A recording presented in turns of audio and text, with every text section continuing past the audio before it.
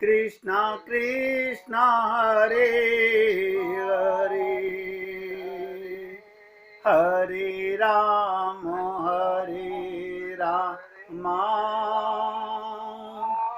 राम राम हरे हरे, हरे कृष्णा कृष्णा कृष्णा हरे हरे, हरे राम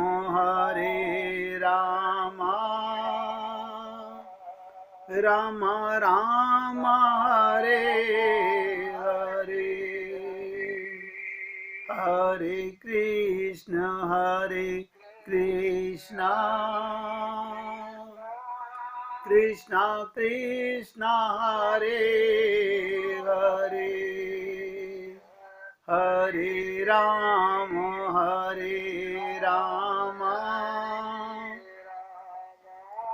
राम राम हरे हरे।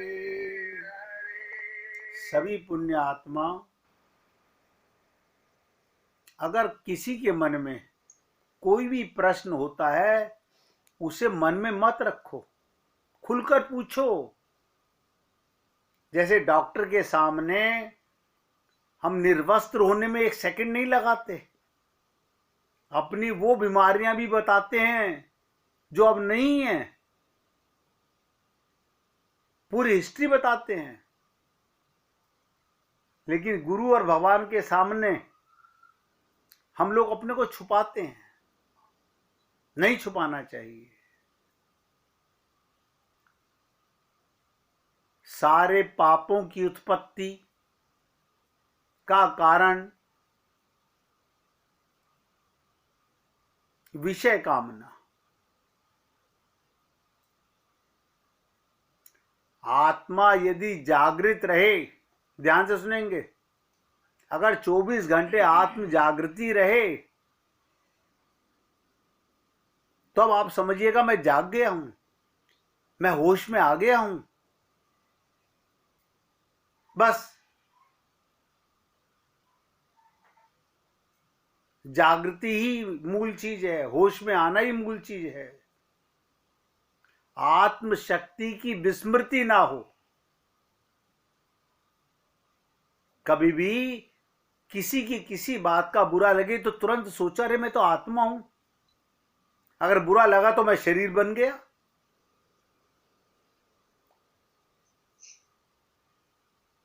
अभ्यास करने से होगा।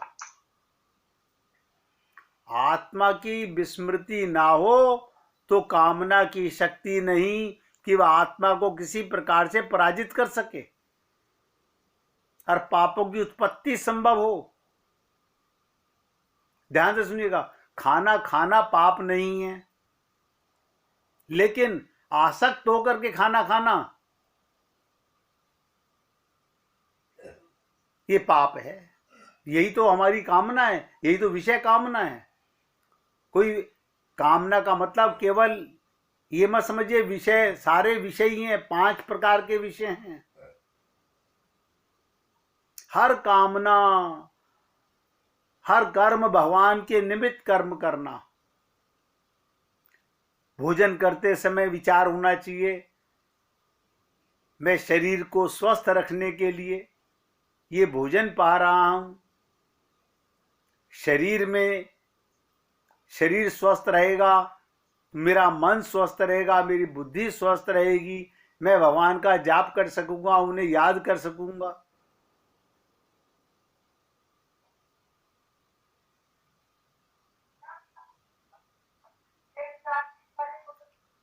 तो आत्मशक्ति की विस्मृति ना हो, सब नोट करें। हमें 24 घंटे कभी ना भूलें कि मैं आत्मा नहीं शरीर हूं। जैसे ही शरीर का भान आए तुरंत अपने आप को समझाइए, शरीर में रहना पाप नहीं है, लेकिन अपने को शरीर मानना ये बहुत बड़ा पाप है। देखो, भगवत प्राप्ति करनी है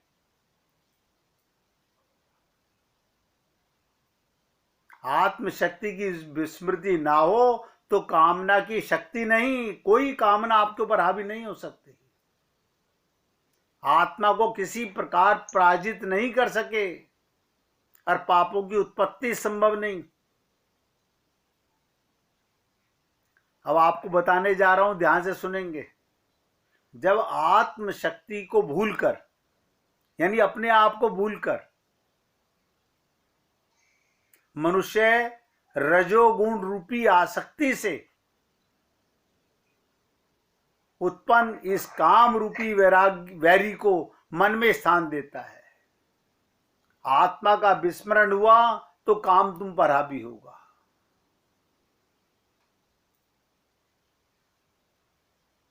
तब वही पाप के लिए प्रबल प्रेरणा करके पाप करवाता रहता है।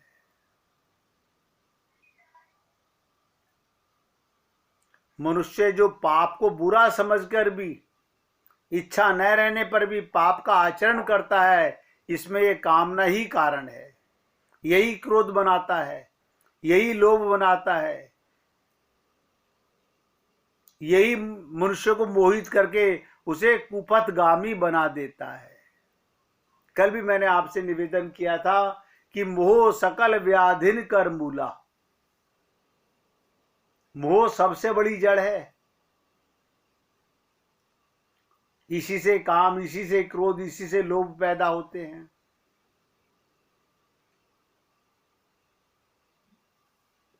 लेकिन आप और हम लोग कभी गहराई से विचार नहीं कर पाते।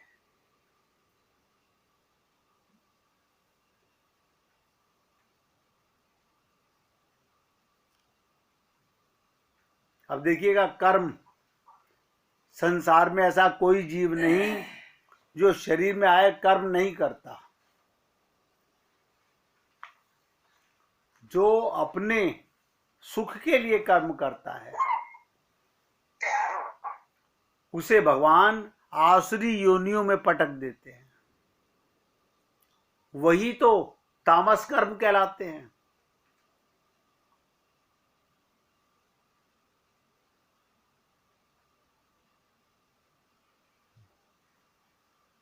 कर्म को समझना अगर इतना आसान होता,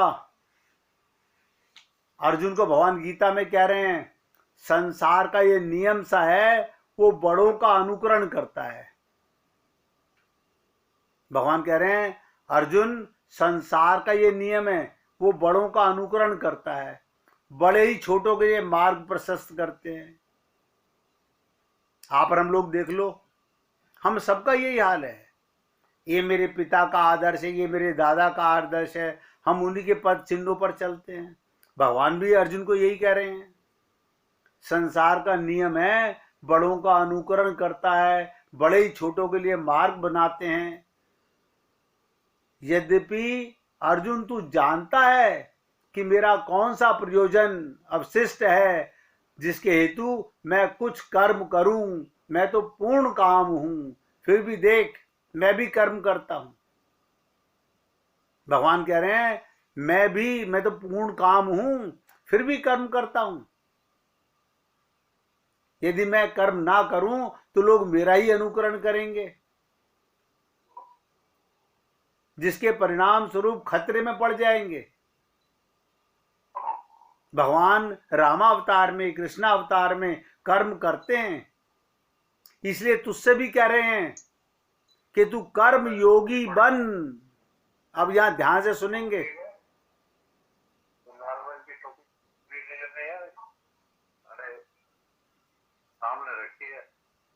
भगवान क्या निवेदन कर रहे हैं अर्जुन से, तू कर्म योगी बन। और आप सब लोग जानते हैं, कर्म योग, ज्ञान योग, भक्ति योग। हमने कर्म को तो समझा, ज्ञान को तो समझा, भक्ति को तो समझा, लेकिन हम योग नहीं कर पाए।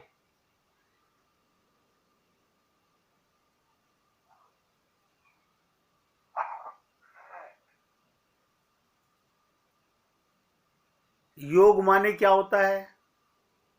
कर्म वही कर्म कहलाता है जो भगवान के निमित्त, वो कर्म योग है। जो कर्म भगवान की तरफ इशारा करके किया जाए वो योग है।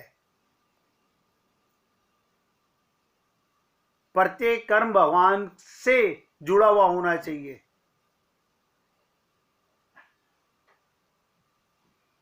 तो कहने का तात्पर्य, ईश्वर भक्ति युक्त कर्म ही बंदनीय हैं।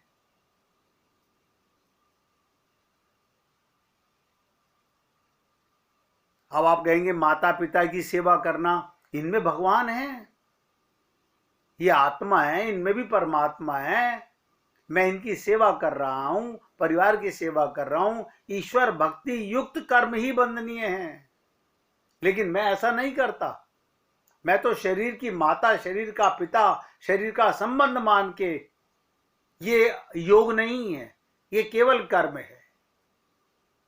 ये बांधता है, ये फंसाता है। सब नोट कर लें इस बात को। छोटी सी परिभाषा में बताने का प्रयत्न कर रहा हूं। जो कर्म भगवान के निमित्त किया जाए, कर्म योग, बाकी सब कर्म निंदनीय हैं।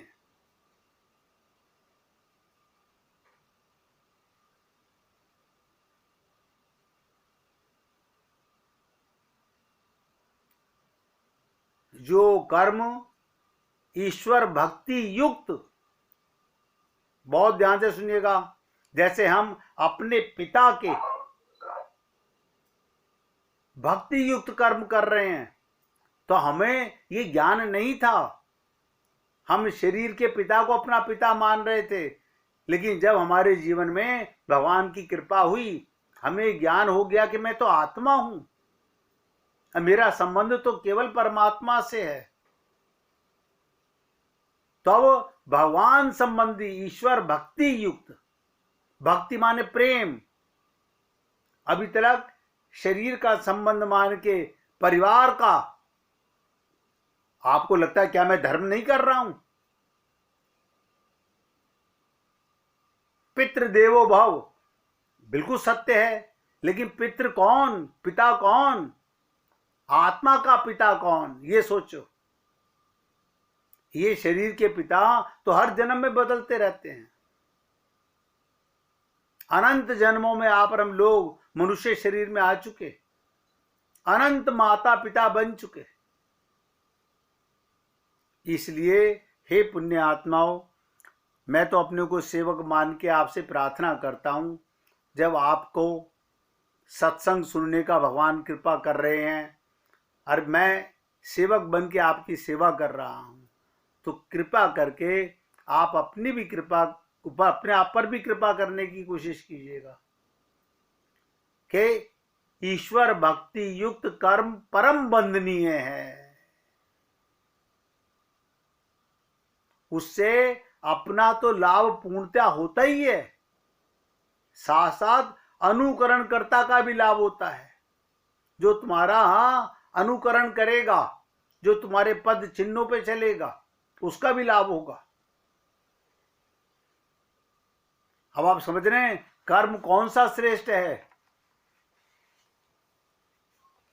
आप देख लीजिए, आप और हम लोग ये कहते हैं कि अपने परिवार की सेवा, परिवार तो भगवान का है। आपके घर में माता पिता, पत्नी पति जो भी आए हैं तो भगवान के स्वरूप हैं। सिंपल सी बात समझ लीजिएगा, शॉर्टकट में बता रहा हूं, ईश्वर को समर्पित करके कर्म करना चाहिए।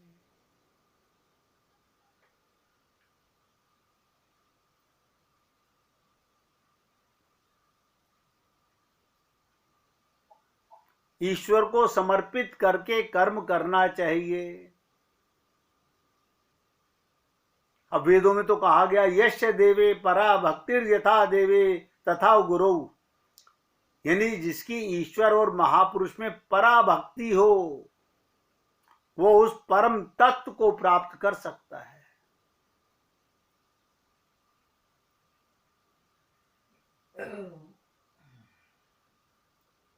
भगवान ने गीता में 700 श्लोकों में कितने श्लोक कर्म पर कहे, लेकिन हमारी बुद्धि सुनती है, समझती है, लेकिन ऐसा है कि लेकिन परंतु करके सब 0/100 कर देती है। हम उसको मील का पत्थर नहीं मानते।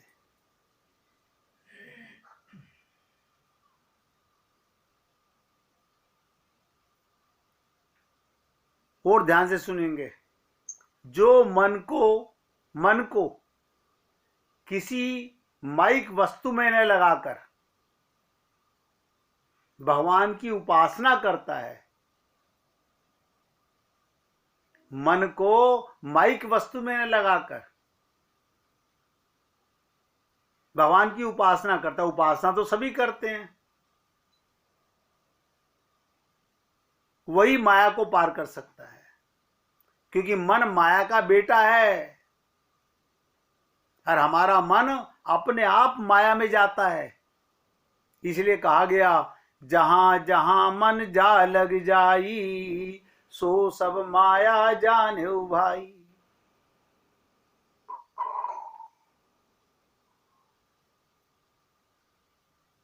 वेदों ने भी कर्म योग का खंडन नहीं किया, बल्कि कहा ईश्वर भक्ति से रहित। वेदों में क्या लिखा है? ईश्वर भक्ति से रहित एकमात्र कर्म का ही खंडन किया है। वो कर्म ही नहीं है जिसमें भगवान के निमित्त कर्म ना किया जाए। और आप और हम सब लोग सुबह से शाम तक कर्म करते हैं। हम समझ सकते हैं, देख सकते हैं, झांक सकते हैं, क्या हमारे कर्म भगवान के निमित्त हो रहे हैं?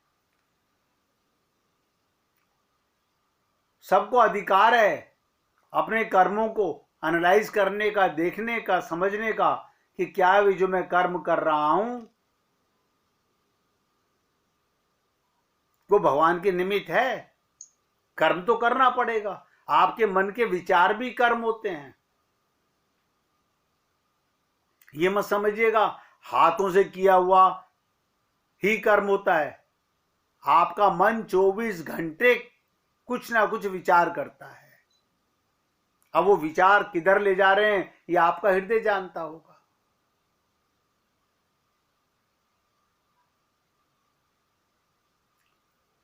और बताता हूं गहराई से, जिसका मन संसार के किसी पदार्थ में ना हो, शरीर में रहे, परिवार में रहे, संसार में रहे, सबका सेवन करे, सबके साथ रहे। देखो कितनी विचित्र चीज है। मन संसार के किसी पदार्थ में न हो, ऐसा व्यक्ति ही परम शांति का अधिकारी बन सकता है।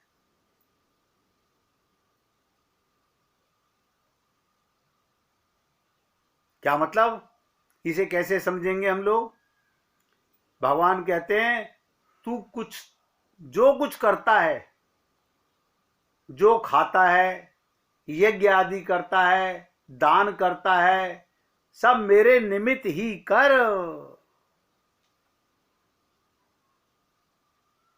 ये योग है। हमने कर्म को तो समझा, योग को नहीं समझा। अर्थात मन का लगाव मुझ में हो तो तेरा कर्म अकर्म हो जाएगा और तू कृतार्थ हो जाएगा।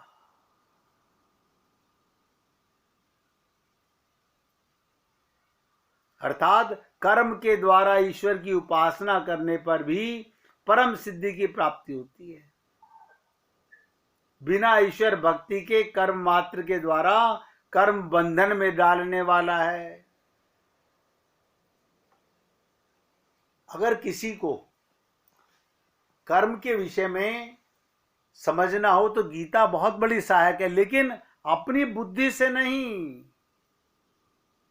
आप श्लोकों के भावार्थ भी अपनी बुद्धि से नहीं समझ सकते, क्योंकि अपनी बुद्धि तो माइक है।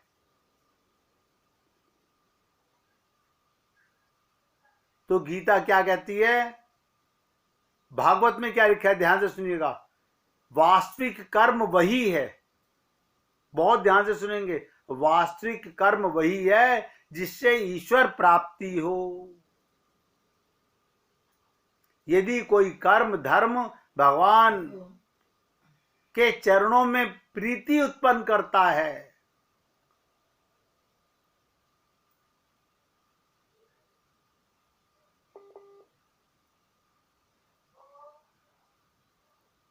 भगवान के चरणों में प्रीति उत्पन्न ना करे, वो कर्म धर्म केवल कोरा परिश्रम है, कफायत है। खाली आप थका रहे हैं अपने आप को। मैंने यज्ञ किया, 3 घंटे बैठ के इतनी आहुति दी, इतना मैंने सामग्री जलाई, इतना पैसा खर्च किया, मैं यहां से वहां परिक्रमा करने गया, सब बेकार है,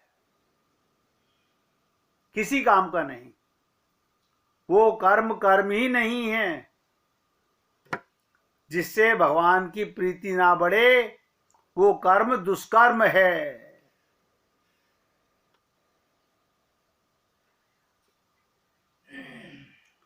आप बताइए, वो कर्म कौन करना चाहेगा?